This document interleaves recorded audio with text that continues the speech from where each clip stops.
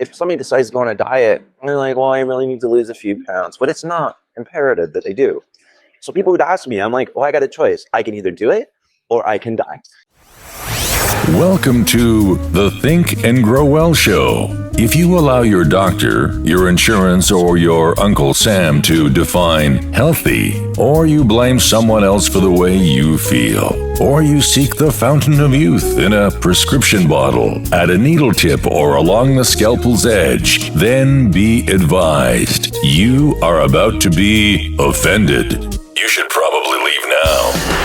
Anybody can just think and feel better? That's scary. I mean, thoughts aren't regulated by the feds, and no drug company has a patent on them. So thinking thoughts must not be very safe or effective. If you love feeling frisky and having fun, take responsibility for your own vitality, and want freedom to enjoy epic experiences with folks you love, welcome aboard and prepare to be blown away. The Think and Grow Well Show starts now. Here's your host, Dr. Lori Barr.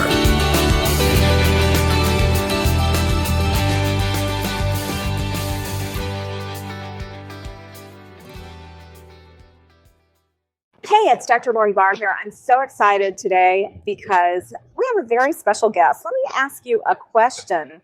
Have you ever been in a situation where you knew you might perish and there was really no one there who could save where you actually thought that the only person who would really save your life was yourself? That's exactly what happened to my guest, Mr. Dave Vogt. No, he wasn't out hiking in Western Canada and got his arm pinned under a rock and had to saw it off or anything. He was not attacked by a bear and left to die. Actually, what happened to Dave is something that easily could happen to you or I. And you know what?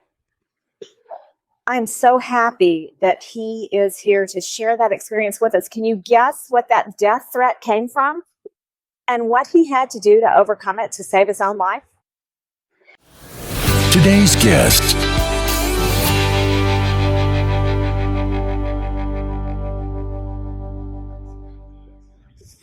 Dave, I'm so excited that you're here and to have you sharing your experience with us. Welcome to Think and Grow Well. Thank you so much for having me. I appreciate it.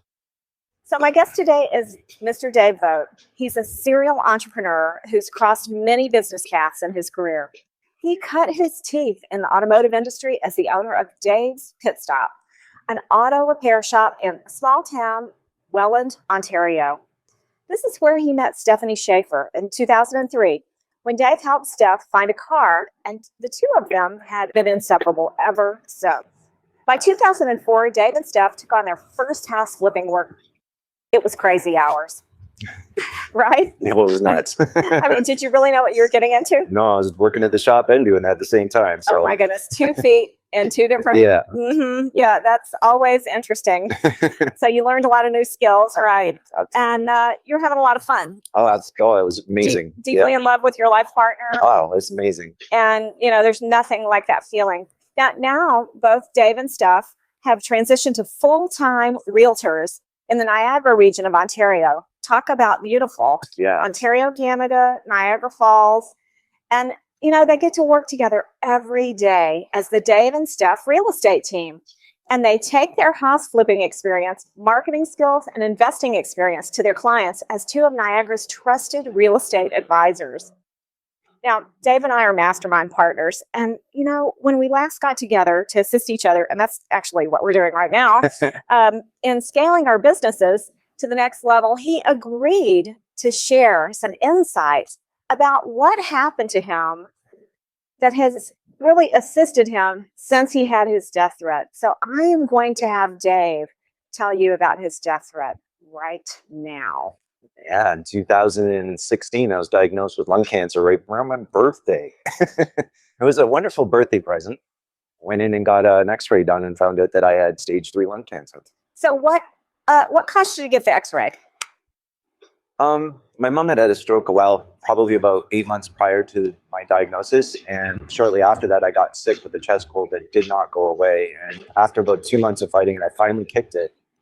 But I still continued to have a wheezing that never went away. And Steph kept bugging me to go to the doctor. And I'm like, I don't like doctors. I don't want to go. And she's like, you need to go get it checked out. So I went and got a chest x-ray done, and that was where we found the tumors in my lower third of my lung on the right side. All right. Yeah.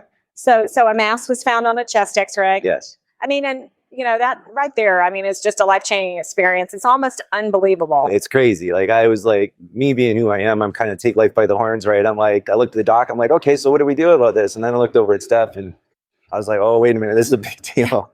I was like, this is going to be a challenge, right? Like, it took a bit to sink in, but when it did, it's like, oh man, right? So Yeah. it's crazy. Yeah. So after you got over the shock and disbelief of being diagnosed with cancer at a young age, at what point did you start to realize that you needed a stronger personal advocate if you were going to thrive as you traveled with your disease? Well, I'd always been health conscious with everything in my life. In my late or early 30s, actually, I was a very good, very physically active. I was actually in the gym every day. Like, I was probably the front cover of Men's Health Fitness magazine because I was like completely like in good shape, and I felt amazing, right? But 15 years of working, burning the candle at both ends, it just kind of went downwards. But I kept studying and researching stuff then, even for my diet. And even as a young kid, my mom actually put me on a very clean diet to help with my hyperactivity. And diet has always been a big part of my life. So I knew that I needed to do something with my diet immediately. But also I had been researching because of my mom's stroke about cardiovascular disease. I had read the China study, all of these books that said that diet could radically change your health. And so for my mom suffering with a stroke, I was like, we need to just absolutely go out there and kill it, like get rid of the blockages and everything. I could do it with food. So I was already had her on a whole food plant-based diet, and I was kind of transitioning towards that way. So once I got the diagnosis, I was already researching. So I already knew that there was other opportunities out there. And in my research with heart disease came in cancer, and every one of those when it came to health and wellness. So I just absolutely jumped on that bandwagon, knowing full well that there was good ways that we could work with this disease. So let me get this straight here now. Not only were you dealing with your own illness, but even before that, your family was health conscious. Yes. Even from a young age. Yeah. And your mother then has this stroke. What were her deficits after her stroke? We got really fortunate. My mother's a very bright woman. The only thing that she really suffered was some minor mobility issues, and her brightness wasn't there anymore. Well, it might have been there. She couldn't. Yeah, it was just really, Yes, anymore. she was still communicative and everything. What happened with her, she had a bunch of tiny mini strokes over a course of a couple of days, and that led to her going into the hospital and then figuring out that she had a 75% blockage on her carotid on one side, 100% on the other. So all the blood was going over the top of the back of her head. And I was like, okay, how do we get these unblocked? And reading Dr. Esselstyn's book about heart disease and that made me realize that you can completely reverse heart disease just with a whole food plant-based diet. It was amazing when I read it. I remember reading it, and I remember the study, and I think there was like 30 people that he brought into the study who were basically written off conventional medicine. And he pushed the envelope of what was then the norm for a doctor to do. And he literally was kind of pushed out of, I think it was at Boston University Hospital, he was actually pushed out because he was doing things that they didn't agree with, because it totally went against the grain of the conventional medicine. It's crazy. So you put her on this whole food, plant-based diet in the process of assisting her. Yeah. And moms, if you have a great relationship with your mom, that's such a strong bond. Absolutely. So you already had all this love energy happening in order to assist her with her health challenge. And then along the way, you're also getting information that helps you. It did, yes. That's great.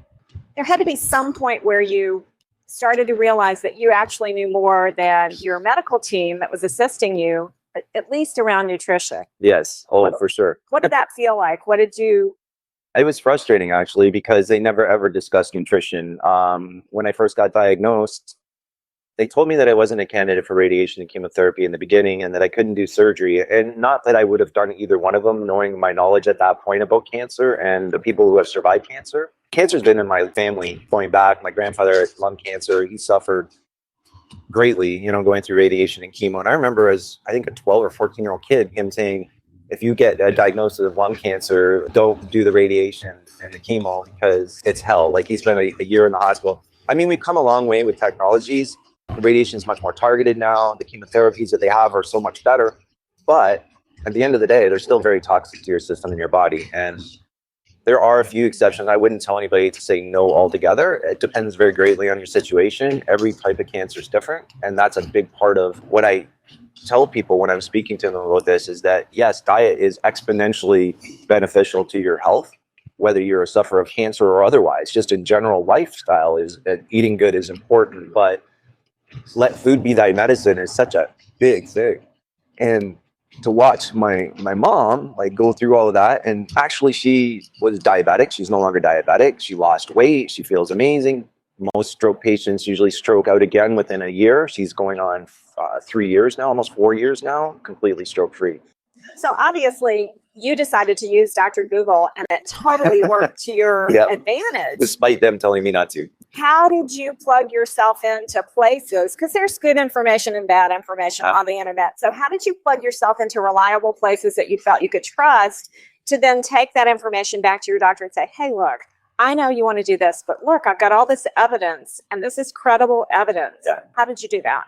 Well, I did read a lot of technical articles, to be honest. I realized that Dr. Google isn't all it's cracked up to be. There's a lot of naysayers on. There's a lot of negative information. And there's a lot of wrong information on there. So you have to consciously decide between what you're reading and kind of interpolate what you're reading to come up with the best of, advice. If you repeatedly see the same thing being touted on the internet, then there's a possibility that that might be right. And if you have people that have had significant results using specific things, then you might be onto something, right? I remember watching the documentary Fat, Sick, and Nearly Dead, or whatever it was, with the juicing. Like Steph and I did the juicing in the beginning. And we did the whole food plant-based diet. We did the Gerson diet, so to speak. But those are all things that people were getting significant changes in their body composition, significant differences in their overall health, huge improvements. I know when I watched that movie, I was like, man, that little truck driver, I was like, go buddy, you know, like he was just rocking it out. Like he was doing it. He's like, and that's the problem. People would say to me, how did you cut out sugar and go like whole food plant-based diet? Like, how do you cut all that out? Well, you know, if somebody decides to go on a diet, and they're like, well, I really need to lose a few pounds, but it's not imperative that they do. So people would ask me, I'm like, well, I got a choice. I can either do it or I can die. And they're like, oh, I never thought about it that way. And I'm like, well, if everybody thought about their health that way, because the reality is that if you treat yourself incorrectly over a course of time, you're going to die younger. Yeah. You know, and I've studied some really amazing people like Dr. Amin Ra, who eats one vegan meal a day, and he's like a weightlifting, amazing, what an incredible man. Oh my goodness. And he's so zen. When he talks, you're just like, you're just calm, right? Like, he's an amazing individual. I'd love to meet him. But there's a guy who studies everything. He's got 5 doctorates, I think, to do with life longevity. And he's basically come up with this system that he eats one vegan meal a day, which is mind-boggling. And then me, coming from a background of weightlifting, weight training, bodybuilding, doing it all natural, you know, I have to eat lots of protein. I have to this, I have to that. There's so many fallacies out there. When you see a real, true vegan weight training athlete and you look at their body composition, you're like, how is it possible that that person is so fit and so jacked, incredibly in shape and so much muscle mass? Everybody has their own concept of what works, what doesn't work. So you have to be your own advocate. You have to go figure out what works for you, because not everybody's body is the same. So what you put in is not always what you're going to get out. But you have to be careful with what you put in. Let's emphasize, everybody's body is completely different. Yes. Because it is subject to your own genetics. It is subject to your own environment over time. And it is subject to your attitude, your mental, your spiritual, everything. Yeah. You know, you talked about the fact that you're the happiest person when you walk into the oncology center. That serves you well. Oh, it does. It really serves the people who... Oh, it's crazy. I brighten up people's days. I'm in there, I'm big smile. How you doing today? And they're, you know, I'm going in for chemo. I'm like, oh, that sucks. Home. Have a smile on your face while you're doing it, because you know it's going to suck. It's going to suck now. It's going to suck after. But hey, you know what? You're going to get through it. It's okay. Yeah. You know, it's weird. And even nurses in the oncology department, they see me come in. They know me by name now. The one doctor I had put me on the wrong drug to start out with. Didn't cross the blood-brain barrier. And by then I had already had cancer transition to my brain. So I was the one that actually told my doctors the drug that I wanted to be on. So I ended up switching oncologists halfway in between this. Right when I found out that he put me on the wrong drug, I went in to talk to him. He had semi-retired, so I had to go talk to a new oncologist, which was like, I was angry. Put me on another drug and lots of issues with. There's so many side effects with most of these drugs, which is the other thing. So if you're eating healthy and clean and taking care of your body, it does help. There's been studies that prove that just fasting 2 days prior to going into your chemotherapeutic treatment will actually increase the efficacy, I think, by 50%, and it will reduce the side effects by 50%. So just knowing that alone, no doctors are going to tell you that. Doctors are starting to realize that there's a connection between the two of these. So one of the ladies that I follow, Nasha Winters, cancer is a metabolic disease, literally went and sat with the people at Sloan Kettering and decided that they wanted her to speak. So she went in and spoke to a group of oncologists about the metabolic treatment of cancer and eating in a metabolic way, and basically the ketogenic diet, which is becoming, it's a big craze right now for health and fitness and losing weight. Well, yeah, it does help you lose weight, but it also does a lot into your body. And cancer is at a cellular level. The reason why our cells divide incorrectly is because we've mistreated our body. And on a mitochondrial level, things start getting all messed up. Okay, just for everybody who might be not as much into cellular biology as Dave is, the mitochondria is the energy center of every cell in your body. Yes. Yeah, and it breaks down, right? Cancer cells break down sugar incorrectly. They ferment it and they cause acidic buildup in our body and everything, and they divide very rapidly. But if you take the sugar supply away from it, not all cancers thrive on sugar. There are a few rare ones that don't, that basically will grow no matter what you do to them. But they're very rare, but the majority of cancers all thrive on sugar. So if you remove the sugar from their diet and go into a ketogenic state where you're using ketones, the burning of fat, they can't survive. And I've done intermittent fasting, I've done long water fasts, that those two things have actually, I went 8 months for a period where I had no change in my lung tumor at all. And every scan came back, no change. And then shortly after that, I decided I was going to do a water fast. So I started with a 4-day fast. Then I was like, oh, it's hard to do. And, you're starting to break down fat. You're getting all sorts of toxins from the fat get released in your system. Your electrolytes go off. There's a bunch of things that happen, right? So if you're going to do something like that, definitely research the heck out of it, because if you just jump in and try it, you're going to be like, oh, why did I do this, right? And think about joining a advocacy group. There's a bunch of fasting groups on Facebook that are awesome. Tons, yes, tons. I mean, there's some really good people out there that are really doing some amazing things with this stuff. And so I did that, and I went on to do a 7-day, I think, after that, and then I did a couple of 4 or 3 days, and I went back for my scan 2 months later, and I had a relatively major change in my lung tumors, which, I went on this drug that I'm on now that I basically went in and told the doctors, this is the drug I want to be on, this is where you can get it, this is the person I talked to, please get it for me. And a week later, I was on the drug. So if I didn't do all of that, I would have never been on that drug. And I should have been on that drug in the first place. And when you say a major change, are you talking about a major decrease? Major decrease and calcification of the tumor, of the mass. Showing that. Yeah. So this drug is really helping with my head because it's got a huge concentration in the brain. So I had over 25 small little tumors in my brain. And some of those were obviously pushing on spots, causing me to have trouble walking. And even Steph said, like, you see me, I talk a lot, but she said, for a year, you weren't talking to me. And I was like, really? I didn't think I was that bad. She goes, no, you sat around and watched television and movies all the time. And I was like, oh yeah, I did. Like Christmas last year, I was watching Christmas movies, like 2-3 a day. I don't watch Christmas movies. I wasn't really a Christmas guy. I am now. Honestly, I am now. It's so funny because mindset, right? You're like, hey, friends, family, life, love, all that, it matters. So, you have to focus on what matters. Yeah. The only way that we're going to see change happen in the oncological world, in the medical world, is if people take a stand, speak up. So, if other people are doing the kinds of things I'm doing, like, I get people all the time. I'm like, I'm going on my 3rd year now, and people are like, you need to share your story with people. I'm like, it's like, I don't like talking about it. It was hard in the beginning. Now it's like getting easier.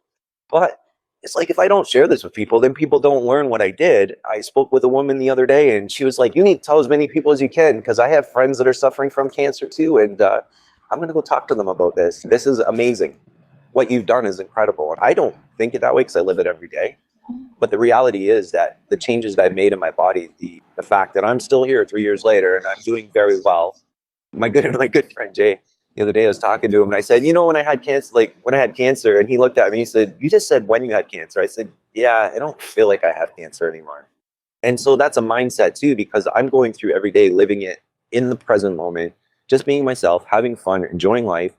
I'm conscious that there's something else there. I know that I need to keep my health at a certain level in order to enjoy the rest of my life, to be here 40 years from now, which I intend to be, right? And I'm not looking I mean, everybody looks at life and they're like, oh, my grandfather died at 70. I'll probably live to be 60. You can live as long as you want. As long as you have the right mindset, the right practices in life and stuff like that, who knows how long you can live.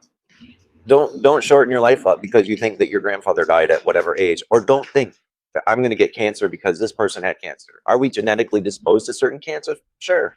But we can mitigate that problem by eating healthy, by living healthy, by taking care of ourselves. And we can exacerbate that problem by thinking thoughts just like you mentioned. I'm doomed to have cancer because everybody in my family had cancer. I would like to point out to the audience here just some really unique things about you that I think have assisted you in your success. One thing is, just like you, when you were talking to your friend Jay about your cancer and, you know, when you had cancer, what I noticed right away when you started telling me about your story is that you don't closely associate the cancer with you. Yeah. You were talking about earlier how important it was for you to see a picture and to know what you were dealing with. Yeah. But, you know, most people don't have the self-confidence to keep themselves separate from their disease when they see that picture. Yeah, it's I hard. call that a mental tattoo, because once you see that in your body, it's like, oh my goodness, like I am that. Mm-hmm. And in my experience of practicing medicine all these years, the cancer thrivers, and by that I mean the people who have had a journey with cancer Yeah. and have had amazing lives for the whole rest of their life, are the ones who are able to say, cancer is a disease that is walking with me, I'm living with, but it's not them. They're not cancer. Yeah. And that's so important to be able to build up your self-confidence. Yeah, absolutely. And then I also noticed that you've obviously forgiven yourself for the years that you didn't treat your body so well. Yeah, I know exactly what I did wrong. Yeah. And you're okay with that. You're like, okay, that's the past. Yeah. Today's a new day. I can make a choice right here in this minute to eat right. I can make a choice right here in this minute to move my body in a way that supports my muscles. All of those things are every minute choice. Absolutely. So no victim attitude here. Yeah. No. So I know what I did. It's my fault. So do you hear that? He's taking full responsibility for his entire existence. Yep. And that's what also gives him the courage to stand up and direct his medical care. I am a huge advocate of everyone becoming the chairman of the board 100%. of their medical care team. Yeah. And you are a great example of how you actually do that and do it effectively. Now, what was the reaction when you told your doctor, hey, this is the drug, here's who to talk to, I'm going to be on this drug with or without you, is basically what you said. Not exactly, but kind of. Well, the first doctor, the one that put me on crizotinib, the one he kept pushing for, unfortunately, I ended up moving into so I sold one of my houses. I moved in the basement apartment with my parents, and unknowingly they had mold in the basement. So I was getting better for the longest period. When I moved there, that's when things kind of went south really quickly. Mold for anybody is a very nasty little thing. Can do a lot of things to you on a cellular level. Dave Asprey's Moldy documentary is a great way to familiarize yourself with what's possible as far as mold ruining your life if you're not familiar with that. Definitely read up on it. It completely threw me in a bad place because that's when I ended up with tumors in my head and everything. So I had to refocus. We literally moved out of that basement apartment and I went and rented a brand new house because I knew there wouldn't be any mold. It was kind of a scary moment. And crizotinib that he was trying to put me on, why would I go on it if I was continually getting better with a whole food plant-based diet? It didn't make sense for me to expose my body to toxins. It was a chemotherapeutic drug. It does do things to your body. There was a lot of nasty side effects. Well, when it went to my head, I'm like, okay, doc, I need to go on the drug but he didn't tell me at the time that it didn't cross the blood-brain barrier, right? And I didn't do the research because I was a little bit overwhelmed at the time. Had I have been in my right mind at the time and not thinking kind of in a little bit of a panic mode, I probably would have went, doc, no, that's crizotinib, doesn't cross the blood-brain barrier, give your head a shake, So him pushing me all the time and me getting better with my whole food plant-based diet and some nutraceuticals and stuff like that, I was like, absolutely not. Why would I put it in my body? And he's like, well, it will help. And I'm like, okay, how much?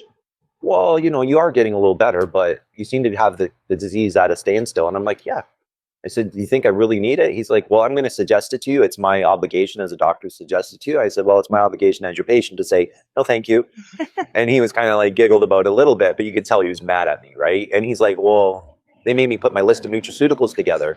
And here's my suggestion. If you're going to see a doctor and you got a list of nutraceuticals and they ask you what you're on, do your own research, figure out if some of those interact with the drug that you're going to be on, if you are going to go on a drug. But at the end of the day, don't tell them, because they're going to be like, I shouldn't say don't tell them, but I mean, I actually decided from there on in, I was not telling them any of the nutraceuticals I was on. In fact, my naturopath gives me some stuff I don't even know how to explain.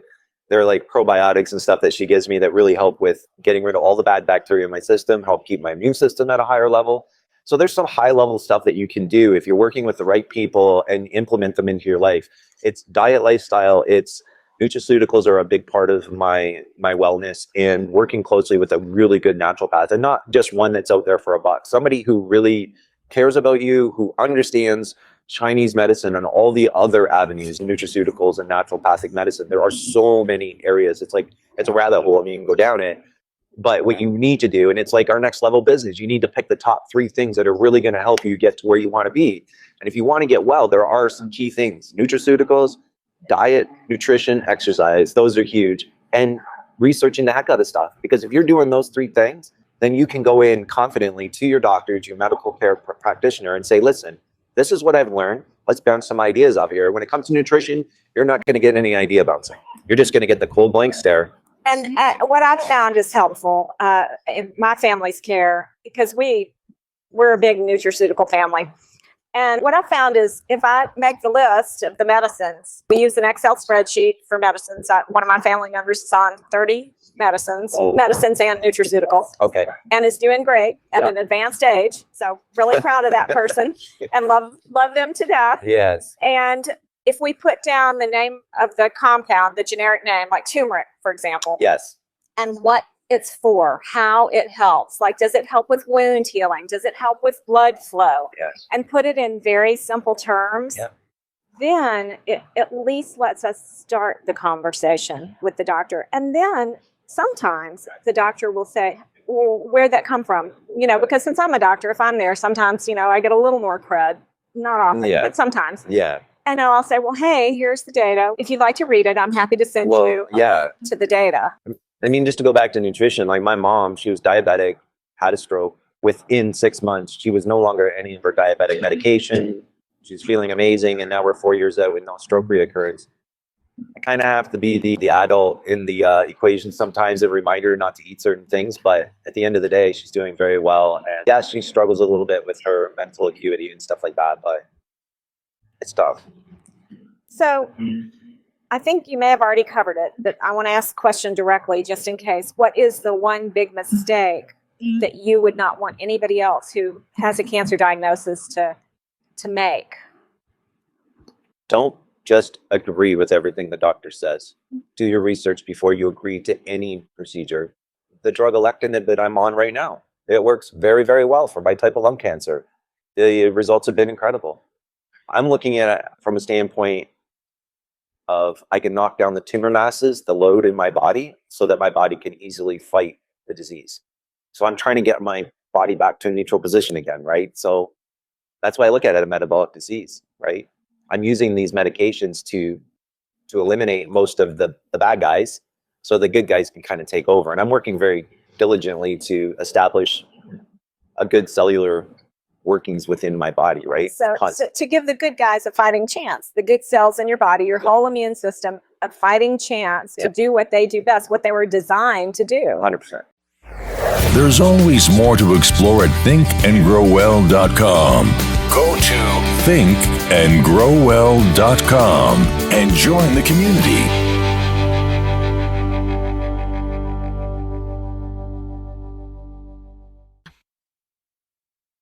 Epilogue. I interviewed Mr. David Donald Vogt on February 24, 2019.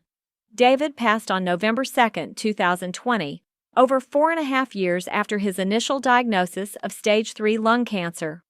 He had plenty of time to do all those things we don't want to die wishing we had done, like spending more time with his family and dogs, making sure his affairs were in order, encouraging others, and continuing to love life. This is only part of our interview.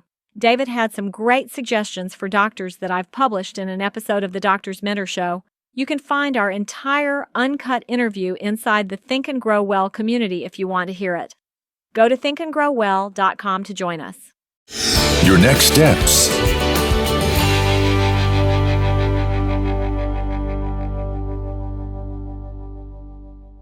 And what is the one big thing you want everyone facing a health challenge to take away from your experience? Go out there and take care of yourself. Like, seriously, just start for everybody, start taking care of yourself. You have to take care of yourself so that you can be better for other people, not just for yourself, but for everybody. Like, if you don't look after your body, if you don't take care of your own self, how can you become a better person? Like, if you're constantly struggling with health issues because you completely ignore that, you just go out and live life haphazardly with no care in the world, unfortunately, you're probably going to come into the same situation where I did. Like, I spent 15 years not looking after my body. I got overweight. I got out of shape. I started eating incorrectly. And then next thing out, it's literally huge. And stress is a big one. So eliminate stress, eat clean and healthy, exercise every day. I mean, we've all heard it, but just do it. And go out there and just be happy. If somebody's having a crap day, you go up to the Tim Hortons or to the coffee place and the person's in a bad mood, and just smile at them. Like, be that person in the room that lifts everybody else up.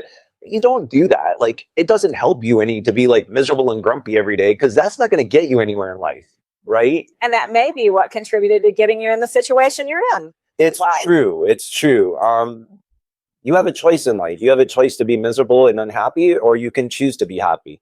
I don't think it's something, happiness isn't going to come up and grab you by the shoulder and say, come on with me. You have to go out there and create that happiness. So whether it's your business, your life, whatever, even for your family and your partner, like, encourage them to be better people every day. And I if anything, like, I know that my little ray of hope when I come into the oncology center actually perks up a few people's days for a few days on ends. And I've had people actually thank me because they're having a crap day. And I go in, I'm like, hey, how's it going? And sometimes I'll come into the front desk girl at the office. I was like, you look like you could use a hug. And I'll give her a hug. And hugs are amazing, right? So just go out there and be that person that does that. So, yeah. So, if you're out there and you're already facing a health challenge, your action item and what you need to do right away is to take these tips to heart. Are you doing everything you possibly can to take care of your own mind, body, spirit, and awareness? Are you assembling a medical care team that you direct your care, not someone else that you think you can trust? And are you doing the research to help yourself survive and thrive? And if you're out there and you're a medical professional, or if you're out there and you're someone who hasn't faced a health challenge like this, your additional action items are to start thinking about the own team you'd like to take care of you, because we're all going to face some health challenge before the end of the day. Yeah. And let's really think about communication. Let's think about how little it costs to find out what really matters to people and to give them that little gift of love, hope, and a hug. Yep. Love you so much for sharing this message. You're amazing. I really, really thank you for this. Thank you. Carefully read all labels and heed all directions and cautions that accompany the products. Before using any strategies, activities, or products referenced on this podcast, consult with your legal, accounting, or healthcare provider. Think and Grow Well was created and is hosted by Dr. Lori Lee Barr. It is owned by Make 3 Wishes LLC, executive producer Dr. Stephen Dent, audio-video engineer Richard Dent. The company, Dr. Lori Lee Barr, and producers disclaim responsibility for any possible adverse effects from the use of information contained herein. This podcast does not make any representations or warranties about the qualifications or credibility of guests. Opinions of Dr. Lori Barr are her own, opinions of guests are their own, and this podcast does not endorse or accept responsibility for statements made by guests. This podcast may contain paid endorsements or advertisements from products or services. Individuals on this podcast may have a direct or indirect financial interest in products or services mentioned. Remember, one idea is all it takes to change your world. Psst, be aware. Vitality is an inside job. Trust your spirit, make up your mind, and get your body in gear. There are no second chances.